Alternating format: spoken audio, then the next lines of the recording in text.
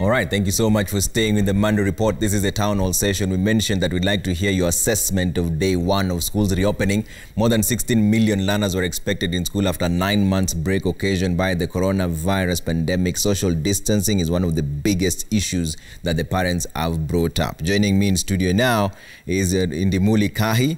He is the Chief Principal, Machakos School, and also the Chairperson for Kenya Secondary School Heads Association. He'll be speaking on behalf of the principals. And Dr. Hilary Barchok, who's a governor for Bomet, but he's also been a teacher for the last 20 years. So he has both perspectives from the county aspect and from the classroom aspect as well. But we'd like to hear from you. What is your assessment? Use the hashtag Monday Report at Trevor Mbija at Citizen TV Kenya. You can still send in your videos real quick on 0742 961 341. I'll try squeeze in as many of them as I can. Governor, I'll start with you. What was your assessment of day one of schools reopening, especially in your county and also as a teacher? Thank you so much, Trevor. Of course, today is 4th and schools resumed. And from the reports that we are getting and also what we witnessed, there was a lot of confusion. Also showing or exposing particularly areas of unpreparedness in our schools and even from our homes. Yeah. As usual, I think our people wait until the last minute so that they can prepare for any activity, not only opening of schools. And today, parents flocked to different shops to purchase uniform, school books. There are also challenges to do with transport from home to schools. And even some of the schools, especially private schools, that normally provides transport to students, pupils to school. I think there was a problem somehow. Yeah. And there are reports that even some were not willing to give that transport to their pupils, except for the young ones. So that was a concern. Yeah. And then there are also reports that in some schools, pupils were turned away because they didn't have masks. So that is another area that shows that we are not prepared to open schools today.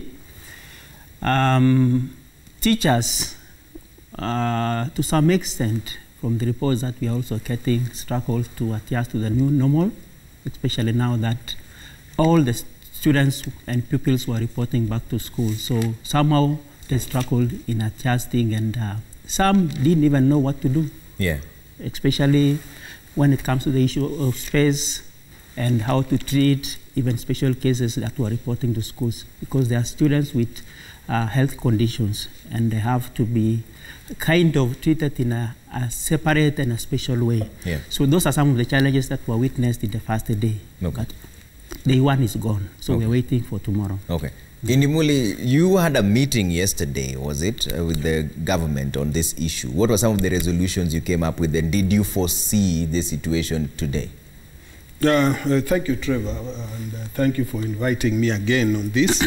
Yes, we did have a meeting yesterday with government, and a lot was discussed. Where there were major challenges, we tried to look for solutions. For example, majorly the issue of funding was discussed because the fear the principals were having was that we are opening before funds are sent to schools. And this government did indicate that any time from today, the 4th, money will hit the school accounts beginning with primary and by the end of the week, secondary schools. The issue of masks also came up. Going by the experience of Form 4 and Class 8 students and Grade 4, when they reported, in many cases, many came without masks. And this was a concern. With a bigger number, what is going to happen? Government did promise and assured that those vulnerable children would be given masks. Yeah. But the reports that we are getting is that many who turned for schooling today, even those who are not in that category, came without masks. And therefore, some principals had to look for contingency measures to ensure that the masks are there. Yeah. Those that come from the slum area and the rest, those did have masks that had already been sent there earlier. Okay. But you know, we have children across the country, those who are under scholarship and the rest, because we know their conditions, the masks had not arrived. Okay. But head teachers and principals try to look for how they can do it. Mr. Kai, how are the principals supposed to look for contingency plans? We had a whole 9 months to plan, and I was speaking to some of your fellow principals, and they said the FDSC, which is the Free Day Secondary School Education Funds, have not yet hit the account. You said that it's supposed to come at the end of the week. How are they supposed to feed these children in the meantime? Yeah, that's why I said that was a major discussion. And if you looked at the minister's statement, it started with that the funding will hit the school accounts from this 4th. Secondly, we are expecting that as parents send students to school, and especially those in boarding schools, the parents should know that there is upkeep of these children. And therefore, we still continue to appeal to parents. We understand that we are coming from a situation that has been very tough for us, for all of us, but they should attempt to at least pay something to schools so that their children can be taken care of well and protected. Then come up with a payment plan on how they intend to pay or how they will pay whatever balances that they are there. My colleagues and I are always very understanding. We will listen. Because we, at times, keep these children in school, even without having been asked. So long as a parent has come to explain, and we trust what the parent has said, we will keep the child in school. But the parent should also honor the commitment. The government also should honor the commitment, because when it comes to upkeep of a child in school, the government has its part, and the parent, for those in boarding schools, they have their part.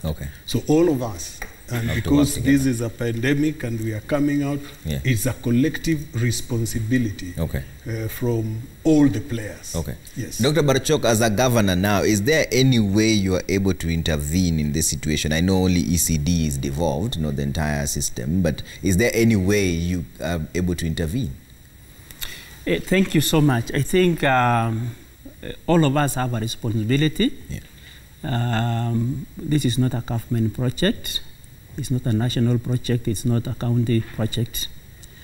This is a crisis that all of us have, in one way or another, contribute to ensuring that we have our students, our pupils back in school, staying comfortably. So as much as county governments don't have a mandate over primary schools and secondary schools, but we also have a responsibility of ensuring that our students are safe in school and they are comfortable.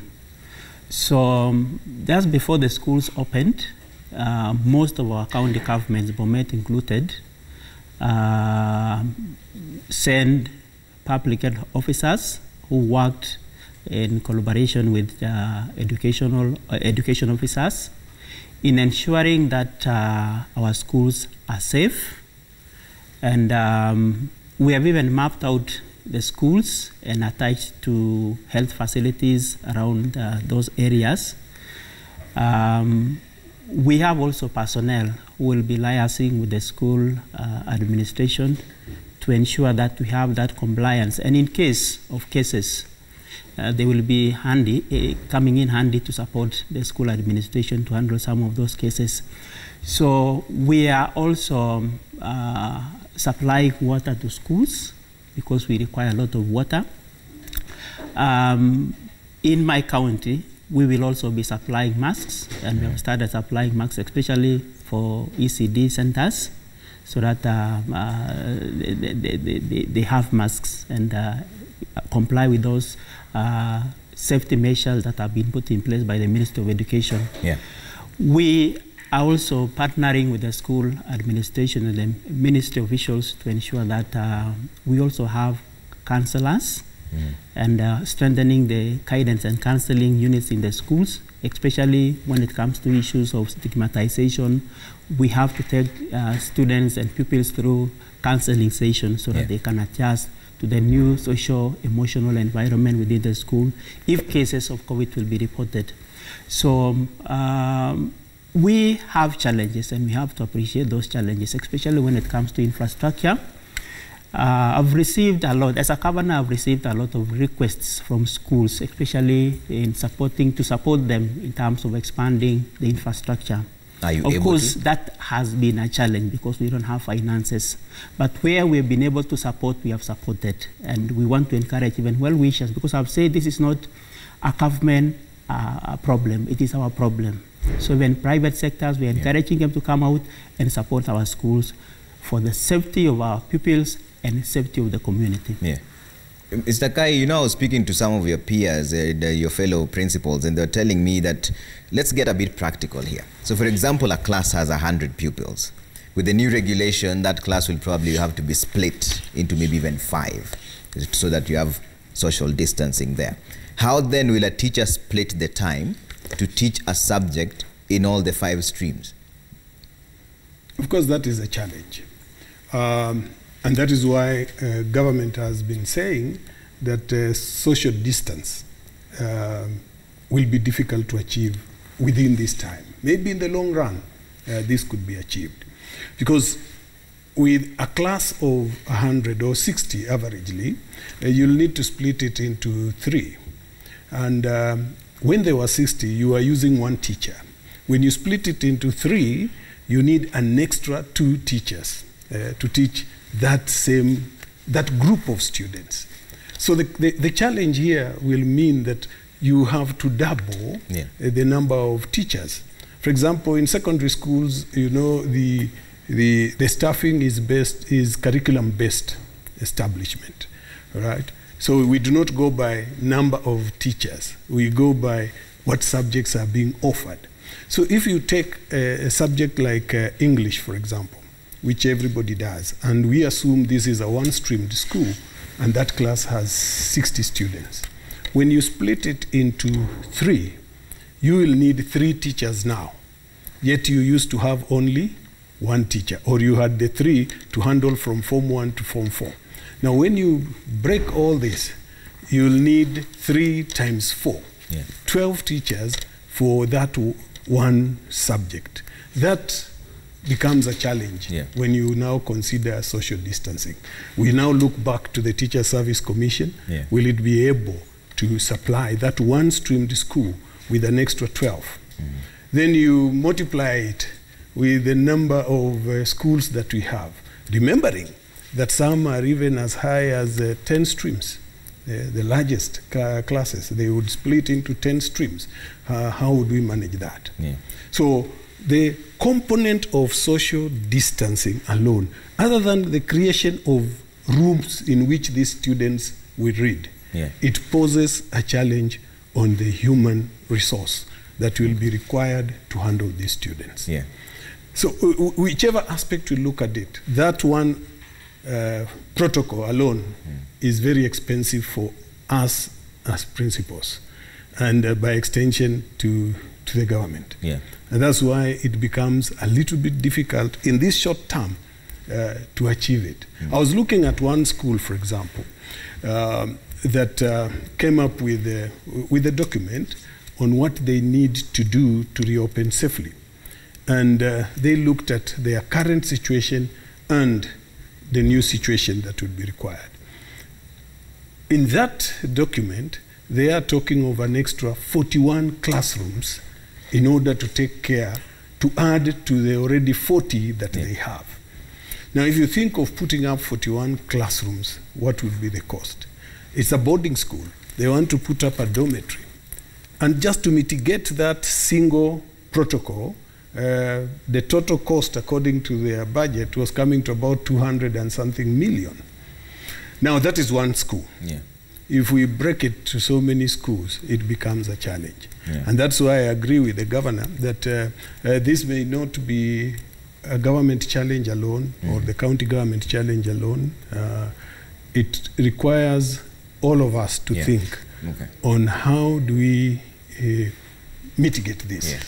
Other players should come in, corporate bodies, parents, kidogo kidogo, to come in. Everybody must come in and think on how we can do it. Okay. We cannot keep saying, as others have said, that because we have not improved our infrastructure, then we should not resume schooling because our children are going to be sick. But remember, these children are growing. These children are interacting out there. And chances of their minds getting corrupt and others not being ready to come back to schools are high. And therefore, we may lose quite a number of them as we continue keeping them home, waiting for either the pandemic to completely disappear or we put up the required infrastructure. Dr. Barchok, as a teacher, is it practical to have learners learning under trees? And how do you even decide? So if I was in a class of 60, how do you then pick me and tell me that my peers will remain in class, but I will have to go under the tree? Thank you, Trevor. Having been a teacher, and of course, these are special circumstances. We have a crisis. But also, getting from the advice that we've been given by the CS Education and other officials, especially on teachers thinking outside the box, and even having learners learning under trees. There are some things that we have to analyze when we are looking at our preparedness.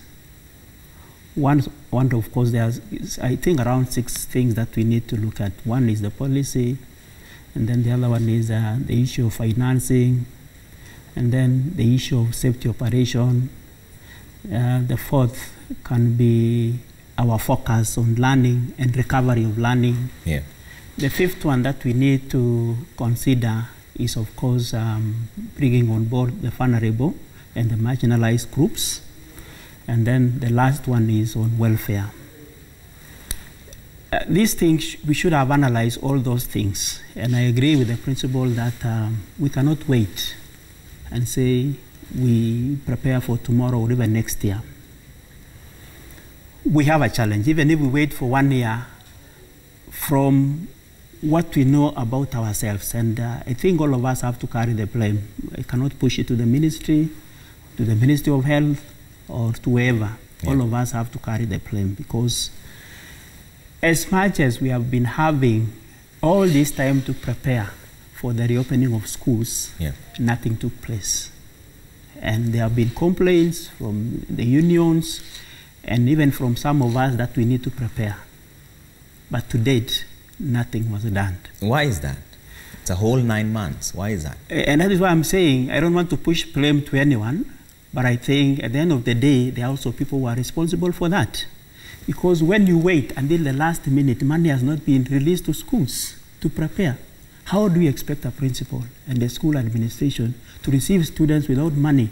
And you are pushing all the burden of compliance with the protocols and safety measures to the schools, institutions. They require money to prepare for that. Nothing has been done. So some of the proposals that we are actually making and proposing to the schools and the school management are not practical. Because when you tell me learners, let them learn under trees, will they also sleep under trees? Yes, they can learn during the day, but in the night, especially for boarding schools, so will they also sleep under trees? So some of these things are just populist statements. I think we have to be realistic. We have a challenge. And communication is very important. Very, very, very important. Of course, we cannot blame anyone. This is a crisis that is facing the entire world. So communication to the stakeholders, this is a challenge that we are facing. Instead of forcing schools to accept students and no support has been given to them. Yeah. In fact, as we are speaking, no money has been released to the schools. So it is not practical. It's an issue, Yeah. it's a problem, but all of us have to find a solution to that, Okay. because it is not practical to have students learning under trees Yeah. and sleeping under trees, especially for boarding schools. Okay. Yeah. Mr. Gai, what caused the delay? When you're having this conversation, did you seek to find out what caused the delay? 9 months down the line, no funding, nothing has changed? I may not know what caused the delay, but I'm aware that this was raised all through, that funds should be available on time for schools to prepare. I may not be privy to the reasons why this has delayed. But on behalf of my colleagues, we have kept asking that can funds be released. I want to trust that having met almost 9 CSs in one meeting, and a promise was made that money will hit the accounts from 4th, and by the end of the week, all schools, both primary and secondary, will have had money. I want to trust that this will be done, because when half the cabinet is there and that statement is being made, then we can trust that this will be done, and hope that once done, then we will be able to handle the other issues. For example, we have suppliers. When you asked me what contingency measures, I'll talk to my supplier and tell my supplier, give me these masks. By the end of the week, I'll have money. The supplier will trust me.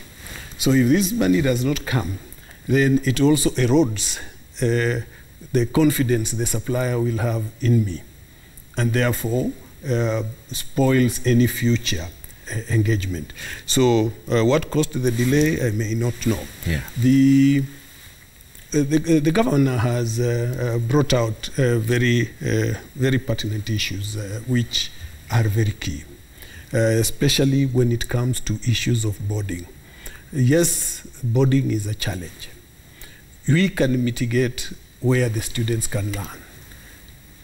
They can go out under the concept of forest learning, that's why the under the tree concept comes in. We can put up tents, but when it comes to boarding, where they'll sleep, it becomes a very big challenge. What are we going to do? Yeah. Some of my colleagues have told me that while they will try to use dormitories and even, dining halls, which not very many schools have, dining halls for use, but boarding schools will have, they may force students still to sleep in the same way, but now the one on the upper decker may face one direction and the one on the lower decker may face the opposite direction.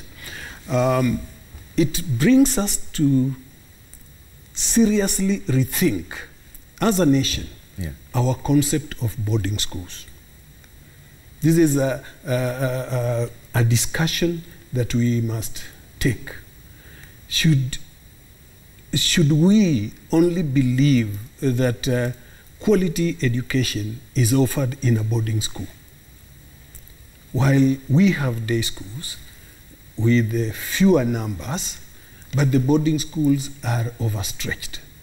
So it will be important as a nation to really find out when do we need a boarding school, and where should a boarding school be, and why should we have it there, rather than having a school begin and all of a sudden the board of management sits down and say that from next year, when these students are now in Form 3, will become a boarding school.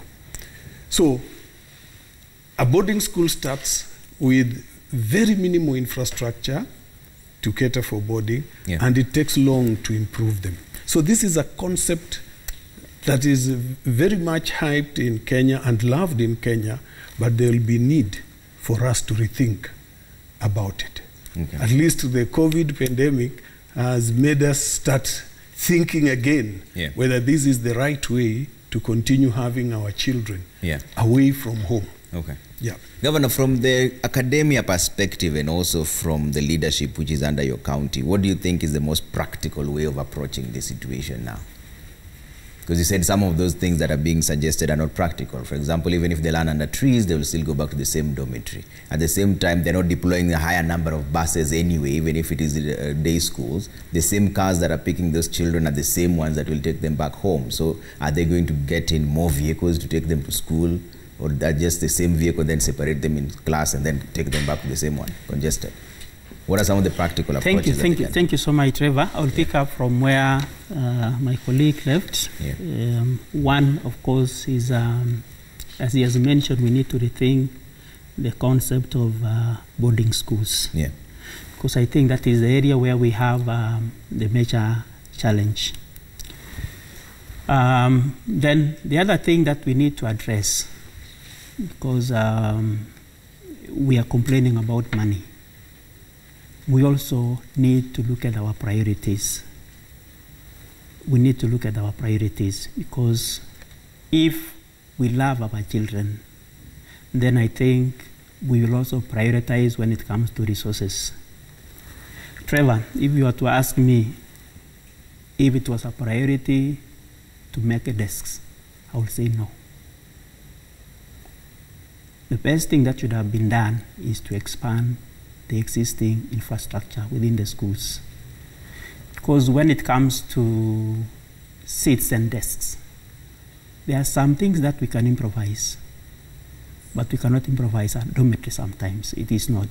The principal has said in some schools, in boarding schools, students can use dining hall in the day and even take supper, and then in the evening they can convert it to a dormitory. So I think we need to prioritize proper. So this 19 billion that was put aside for 650,000 desks, you don't think it was? Personally, from my own opinion, that was waste of resources. Okay. That was not a priority. Priority was to expand dormitories, expand classrooms, and improvise on what we can use as seats. Because when you have a cover under your head, then that would be good enough. Even if we have dormitories without windows, it's still good enough for us. But now if we have desks and we don't have space, we don't have dormitories where students will sleep, that is a problem. So we need to have our priorities right. Yeah. Then the other thing that we also need to consider, there are proposals from some quarters that we can learn in shifts, which still become a challenge, especially for boarding schools. Where will you take these other students? Will they be commuting from home so that they can come back? Maybe we have one shift in the morning and another one in the evening. Yeah. It would be maybe practical when it comes to day schools. Yeah. We can learn in shifts. But all the same, there's a number of things that we have learned because of this crisis. We have what we call remote learning, and this is something that we need to explore, though it is also a challenge because of the supportive infrastructure. We need ICT, we need computers, we need electricity, we need internet, so that we can support these learners. We also need retraining of our teachers so that they can support their learners through these platforms that are available. So it's still a challenge, but it is an option that we can explore, especially if you still remember what I mentioned under the 6 dimension that we need to consider when we are looking at our preparedness, especially on supporting learning and recovery of learning, because we have lost time. We need to cover what we lost for the last 10 months, where students have been sitting at home. Some, of course, were able to learn through remote learning. But all the same, there are some who didn't have that gadget, like a computer or even mobile phones, and getting them to interact with their teachers. So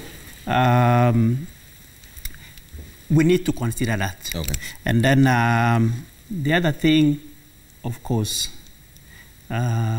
is to have all the stakeholders coming on board. As I've said, this is not a problem of the Ministry of Education. It is our problem. Okay. So if we have facilities that are lying idle and we can expand the space that is available for a particular school, there are some infrastructure around some schools that are lying idle. So it could be private. Or belong to some institutions that they are not using. Why don't we partner with that school, at least to give them space? And get more space. Okay.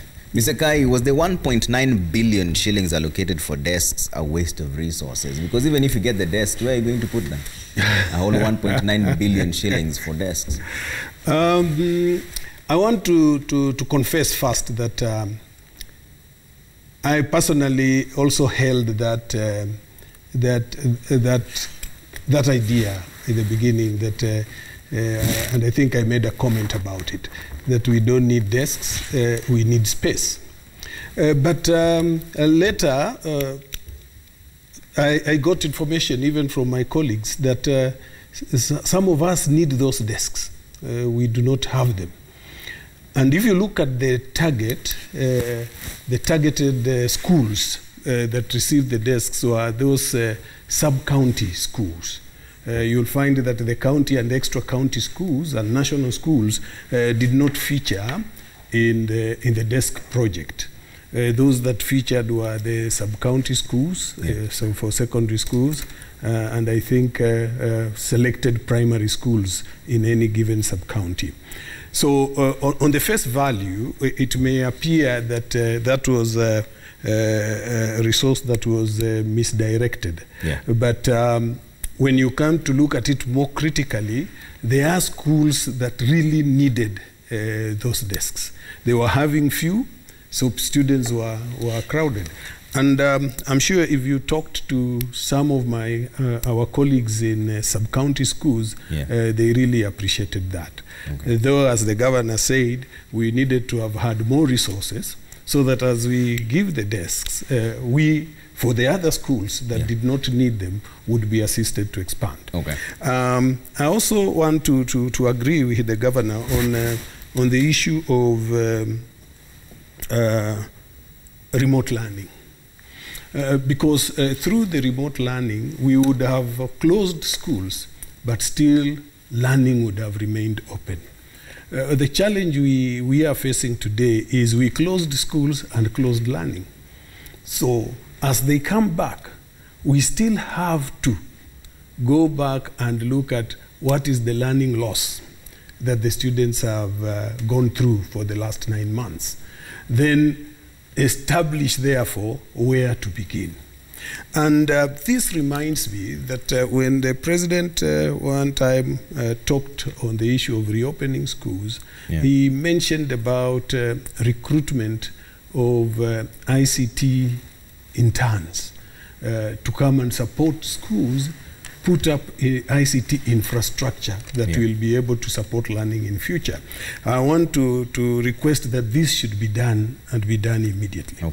Because we can set up studios within a school, all right, and split these classes even in tens and with a screen like this one, and a teacher would offer the teaching in a studio and beamed within the school.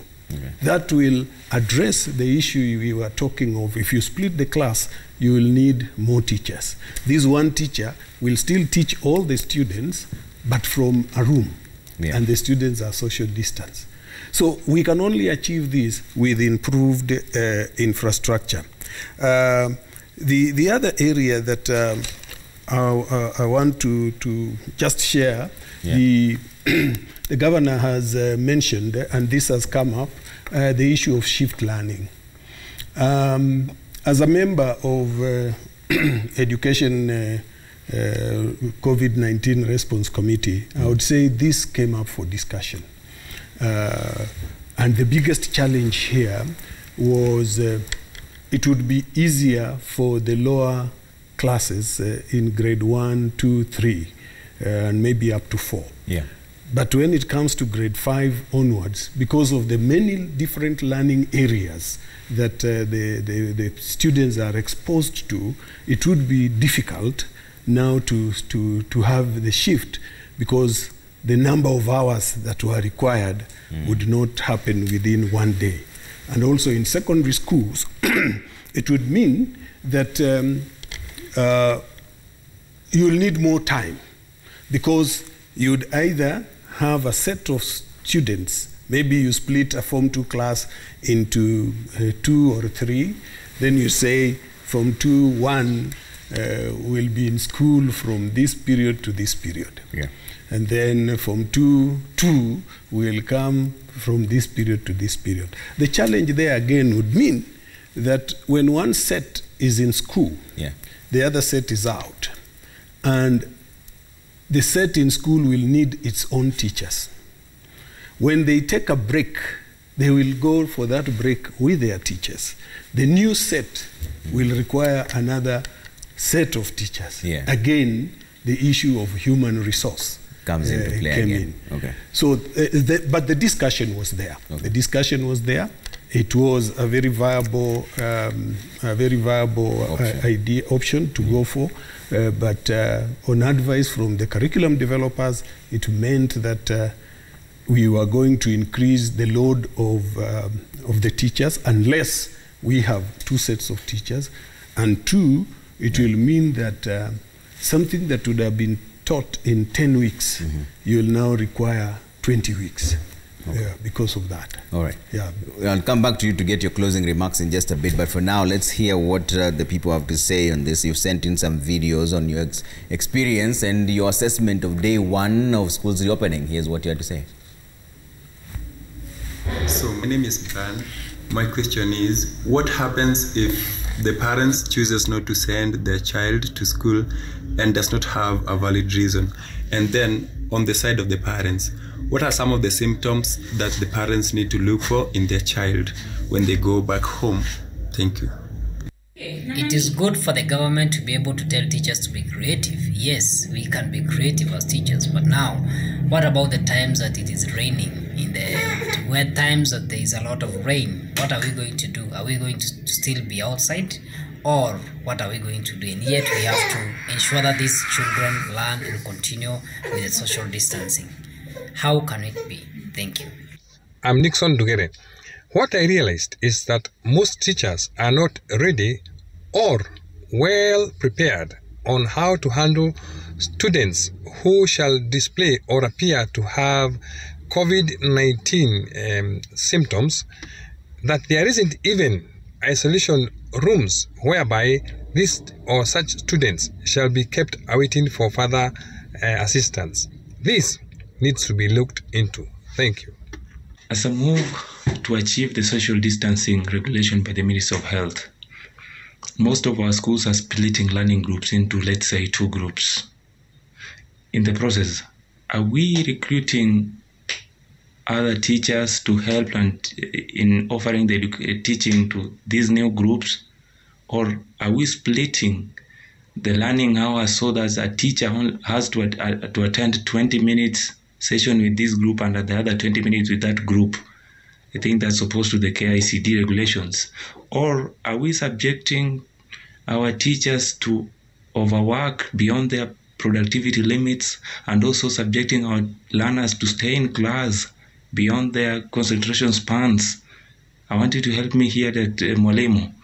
The idea of government opening the school was one of the wisest ideas. I think the students are safe, the teachers are also safe if they will be obeying the COVID-19 protocols and the Ministry of Health guidelines. Previously, for the grade 4, class 8 and Form 4, safety was observed and learning used to take place. And I think we should continue with the opening of the schools so that learning can continue and life has to continue. Thank you. All right, those are the views of the people there. Fred Osiro on Twitter says that as a teacher who has observed the return of students back to school, I can tell you that majority of the learners have not prepared nor understood the gravity of this matter.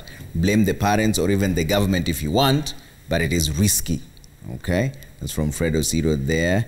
BMG Gishie, you say the government had a lot of time to prepare our schools for reopening, but now that time is up, we will have a strategically to come up with solutions which in the end won't be conducive to the learners. We really need to contemplate on how our government has failed. Okay, let's see. Wanja Douglas says, I think it is the highest time we resumed our schooling in Kenya. We must all be alive to the fact that teachers in Kenya are deemed most innovative. So it's up to our school heads to think out of the box and make learning work. Wanja Douglas here says learning in Kenya universities has continued online and on campus, and when in those compounds it's like COVID-19 never even existed. All right, let's see if we can squeeze in a few more here. Daido Jackson Dulu says, just curious, has the government key decision makers thought of low-cost makeshift structures such as tents to supplement existing classes? It's a better option than trees. We have a flurry of local tent manufacturers right here in Kenya. All right, Felix Njika says adjust the school and exam calendar to take into account the teaching time. Consider shortening the academic years and following an accelerated syllabus that focuses on core subjects. Start planning for accelerated learning strategies. Really, Kai, I'll let you give us your closing remarks, including the issues that have been raised by the Kenyans who are watching. One, I must appreciate that the majority of those who have made their comments would wish to see learning continue, and that is the positive thing about it. And it buys into what we are saying. It is our collective responsibility. Now, when a parent chooses not to send a child to school, you know, that is a choice. We may do very little about it. As teachers, we will wait for children in school. And that is why, as the governor did say earlier, the issue of remote learning, if this was well structured, and I believe in future we should go that way, that even when a child is sick at home, the child can follow lessons in their respective schools. But for now, the choice is the parents. Yeah. The issue of outside school, if I remember very well, the minister said weather permitting. So it remains upon us in school to look at the viability of using trees. Yeah. There are some areas now that are rainy. There are some areas that are very cold. One of my colleagues was telling me today that an area like Nyanyuki, very early in the morning, the temperatures are even too low, that if you took the children's temperatures, you'd get scared that these children are maybe sick. So you see, in such an area, you cannot take the children out to study under a tree. Yeah. So the whole thing remains on how the school management and the teachers therein will reorganize themselves. I think the issue of splitting the group into two is not an option. We are not having shift. Yeah? Those were a proposal, but at the moment it's not something that we are following. Yeah. The government, as we reopened schools, is very clear. We go straightforward without splitting. So we do not have shift learning at this point in time. Maybe later, but at this point it is not there. There are proposals. Maybe the education experts will continue discussing this and find the best. I will not want to answer for government that they had a lot of time and they did nothing. That one I leave it to government itself to respond. But as I conclude, I want to tell everybody that as school heads, we are ready to receive the children, despite the challenges that we are foreseeing will be there. But we want to appeal to everybody to come in and support. Government to support through financing, parents to support through meeting their obligation of upkeep of their children, other stakeholders, even county governments, and I'm happy the governor said they are they are giving out water. County governments have a lot of water bowsers, so they should be able to support us in areas where we do not have water to be able to bring water into schools. So it is a multidisciplinary aspect. And I still want to also encourage sharing of ideas amongst schools and amongst other stakeholders. Okay. So that our best practice in school A, and I'm in a cluster of schools, we can share information that we are managing this because we've done ABC. Okay. Or I'm having this challenge, maybe is symptoms that you think are not very, very good.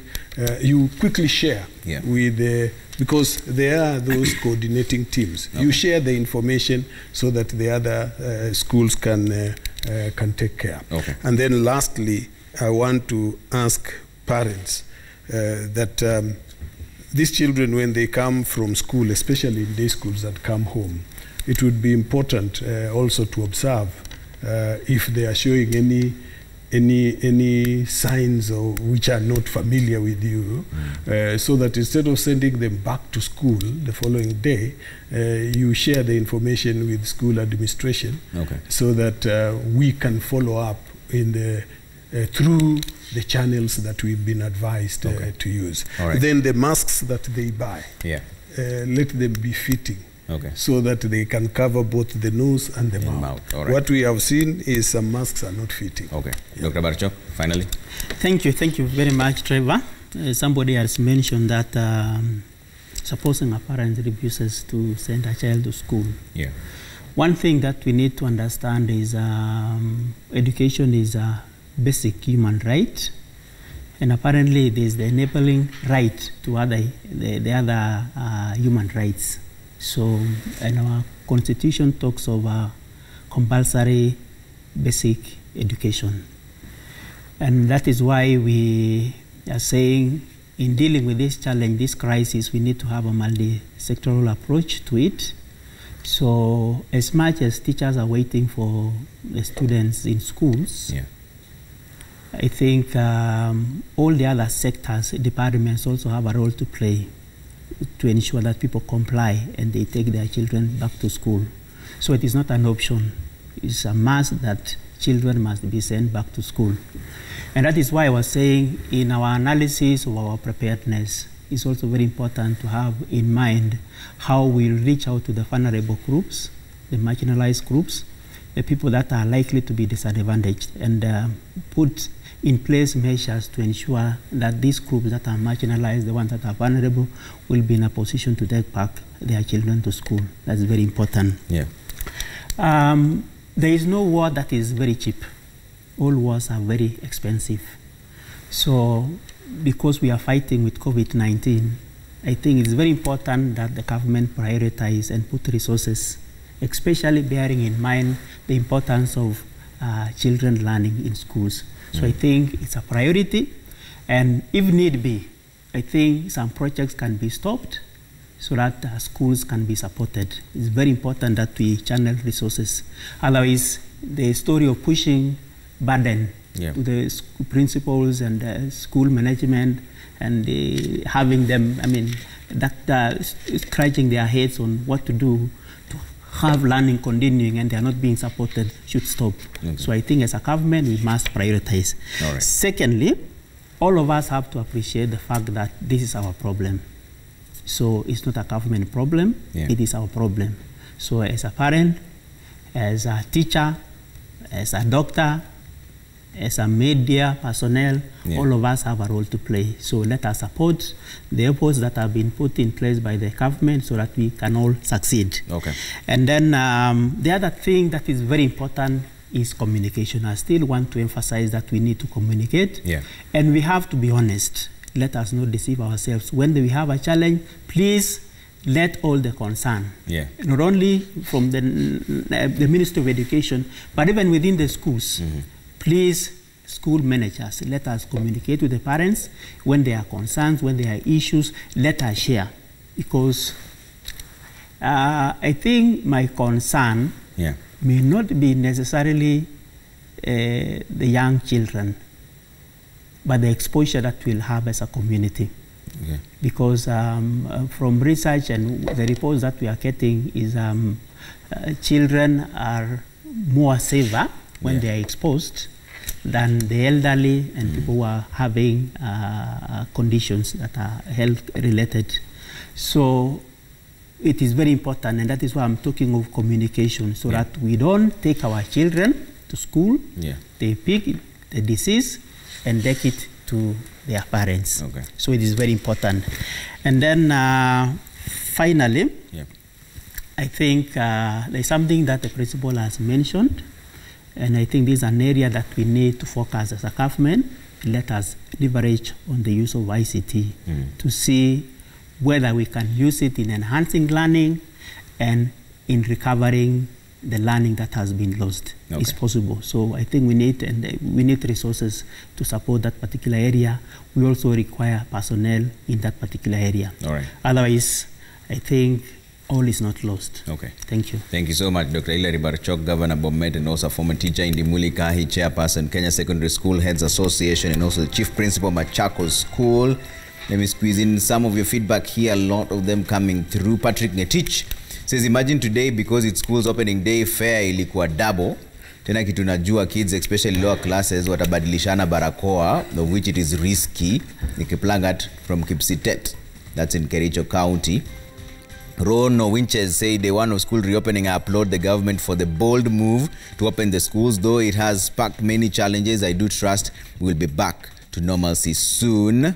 All right, and we have Vincent Omondi who says the opening was smooth, only that I noted that social distancing could not be achieved in whatever manner in public schools. The CS should keep on emphasizing on 100% reopening. I believe he's doing a good job. And Charlo Woodrosey says most of the schools are not yet ready to put up COVID-19 measures as stipulated by Ministry of Health. It's a disaster in waiting. And finally here, Ludro Vincent says, Magoa seems to be impressed by resumption of learning, but we, the parents, are not satisfied by this move. Going through the COVID-19 curve of infections, our children are at great risk of contaminating the deadly virus. That's where we leave it for now. My name is Trevor Mbija. Always a pleasure having you with us. Let's call it a night. We'll do this again next week, all right? Bye for now.